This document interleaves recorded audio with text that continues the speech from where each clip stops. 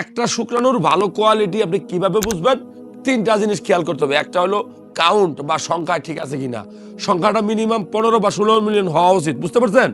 Number 2 গতি, এটাকে আমরা মোটিলিটি বলি, যে মিনিমাম আপনার শুক্রাণু শুধু থাকলেই হবে না, ওগুলো যদি সাঁতার করতে পারে কিনা।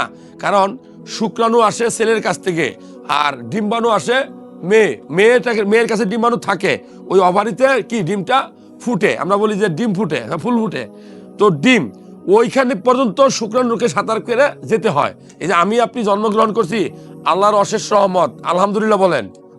কারণ আপনার সাথে আমার সাথে ওই আমার বাবার যে শুক্রাণু সিমেন্ট ছিল, ওইখানেও মিলিয়ন মিলিয়ন শুক্রাণু ছিল, তাদের সাথে ফাইট করে আমি চলে আসছি, আলহামদুলিল্লাহ।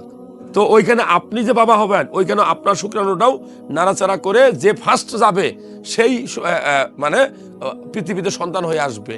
কথা কি বুঝতে পারছেন? তাহলে শুক্রাণুর গতিটা ইম্পর্টেন্ট। এই মোটিলিটি যদি 40%-এর কম হয়, তাহলে ভালো কোয়ালিটির শুক্রাণু না।